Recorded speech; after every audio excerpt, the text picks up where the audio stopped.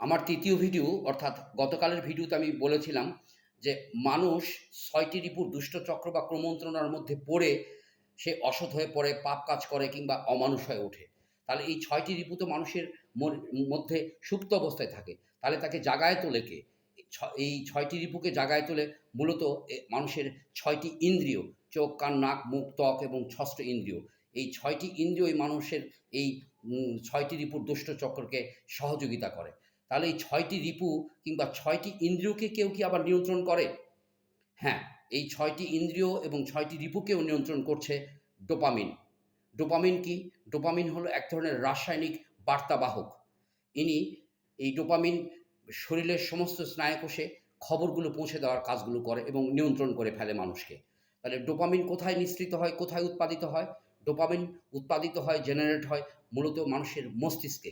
তাহলে মস্তিষ্ক কি? মস্তিষ্ক হলো, মস্তিষ্ক কি দিয়ে গঠিত? বিজ্ঞানীরা বলছে যে মস্তিষ্ক ১০০ কোটি বিলিয়ন নিউরন সেল দিয়ে এই আমাদের মানুষের মস্তিষ্ক তৈরি করা হয়েছে। অর্থাৎ ১০০ কোটি বিলিয়ন চিকন, চিকন স্নায়ু কোষ দ্বারা এই মস্তিষ্ক তৈরি করা হয়েছে। এবার আসা যাক যে এই নিউরন সেলগুলো বা এই নিউরন সেল থেকে কিভাবে ডোপামিন নিঃসৃত হয়? তার মানে কি ডোপামিনকে কেউ সহযোগিতা করছে? ডোপামিন নিঃসৃত হবার ক্ষেত্রে কারো সহযোগিতা লাগছে? হ্যাঁ, আমাদের যে ৫টি ৬টি ইন্দ্রিয় আছে, এই ৬টি ইন্দ্রিয় মূলত এই ডোপামিন নিঃসৃত করবার ক্ষেত্রে বা উৎপাদন করবার ক্ষেত্রে সহযোগিতা করে থাকে। যেমন ধরা যাক ৬টি ইন্দ্রিয়র মধ্যে একটি হলো চোখ। চোখ দ্বারা কিছু দেখলাম। আরও পরিষ্কার করে বলা যাক যে চোখ দ্বারা আমরা একটি কোনো সুন্দরী মেয়েকে দেখলাম। দেখার ফলে আমাদের মধ্যে যে একটা অনুভূতি তৈরি হলো বা একটা উত্তেজনা তৈরি হলো বা একটা অভিজ্ঞতা তৈরি হলো, সেই অনুভূতি কিংবা উত্তেজনা কিংবা একটা অভিজ্ঞতা ১ম এ শরীর এটি চোখ দিয়ে দেখার ফলে শরীরে সিনাপস নামে একটি কন্ট্রোলার এটা ধারণ করে। সিনাপসটা কি? সিনাপসটা হলো আমাদের শরীরের সমস্ত স্নায়ুকোষের ডেভেলপার। এটি ডেভেলপ করে, এটাকে বিকশিত করে। আমাদের মস্তিষ্কের যে নিউরন সেলগুলো বা কোষগুলো আছে সেটিকে বিকশিত করবার বা ডেভেলপ করবার কাজটি এই সিনাপস করে থাকে। তাহলে আমরা চোখ দ্বারা যে জিনিসটি, সুন্দরী মেয়েটি দেখবার কারণে যে অভিজ্ঞতা বা উত্তেজনাটা তৈরি হলো, সেই অনুভূতি বা উত্তেজনাটি সিনাপস গ্রহণ করে আমাদের মস্তিষ্কের নিউরন সেলে সেটি পৌঁছায় দেয়। এখন নিউরন সেলে অর্থাৎ অত্যন্ত এই কোষগুলো, যে প্রত্যেকটা কোষ থেকে কিন্তু আবার আলাদা।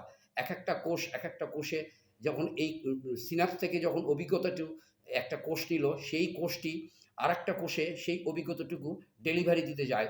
তখন ডেলিভারি দিতে যাওয়ার ফলে আরেকটা কোষ থেকে আরেকটা কোষের মাঝখানে যে সংযোগস্থল, সেই সংযোগস্থলে যখন অভিজ্ঞতাটিকে পৌঁছে বা অনুভূতিটিকে পৌঁছে, তখন এক ধরনের স্পার্ক হয় এবং এই স্পার্ক হলেই সেখান থেকেই ডোপামিন উৎপাদিত হয় বা ডোপামিন নিঃসৃত হয়। ডোপামিন নিঃসৃত হওয়ার ফলে এই ডোপামিনটার রাসায়নিক বার্তাবাহক হিসাবে শরীরের সমস্ত স্নায়ুকোষে, মস্তিষ্কের সমস্ত স্নায়ুকোষে, এমনকি শরীরের সমস্ত স্নায়ুকোষে এই খবরটি পৌঁছায় দেয় যে একটি সুন্দরী মেয়ে দেখবার ফলে একটি অনুভূতি বা একটা উত্তেজনা বা একটা অভিজ্ঞতা তৈরি হয়েছে। এর ফলে ডোপামিন কি করে? ডোপামিনের কাজটা কি? ডোপামিন হলো মানুষের শরীরের নিয়ন্ত্রণ করে এবং মানুষের শরীরের সমন্বয় করে। মানুষের মন, মেজাজ, আ আবেগ, অনুভূতি, অনুপ্রেরণা, অভিজ্ঞতা সমস্ত কিছুই এই ডোপামিন নিয়ন্ত্রণ করে থাকে। অর্থাৎ মানুষের সমস্ত সত্তাই নিয়ন্ত্রণ করে এই ডোপামিন। ডোপামিন যেহেতু সমস্ত কিছু নিয়ন্ত্রণ করে, তাহলে মানুষের ৬টি ইন্দ্রিয় কিংবা ৬টি রিপুকেও নিয়ন্ত্রণ করছে এই ডোপামিন। তাহলে এই ডোপামিনকে আমরা নিয়ন্ত্রণ করতে পারব না। কিন্তু এই ডোপামিনকে আমরা পজিটিভলি বা নেগেটিভলি যে কাজে লাগাবার ব্যাপারটি, সেটি করতে পারব।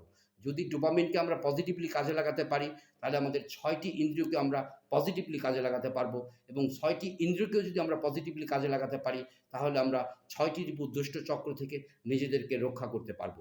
গতকালকের ভিডিওতে বলেছিলাম যে আমাদের শরীরে স্রষ্টা এমনভাবে প্রসেস করে দিয়েছে, সেই প্রসেসের বাহিরে যাওয়ার ক্ষমতা আমাদের নেই।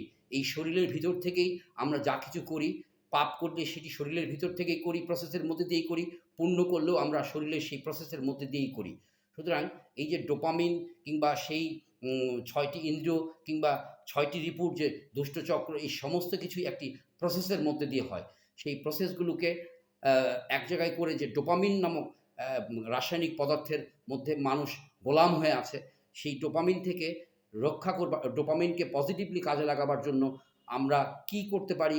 কিভাবে আমরা ডোপামিনকে আমাদের নিজেদের নিয়ন্ত্রণে বা নিজেদেরকে পজিটিভলি কাজে লাগাতে পারি, সেই আলোচনা আগামী পর্বে করবার আশাবাদ ব্যক্ত করে আজকে এখানে বিদায় নিচ্ছি। আপনারা যে যেখানে থাকেন ভালো থাকবেন, সুস্থ থাকবেন, নিরাপদে থাকবেন।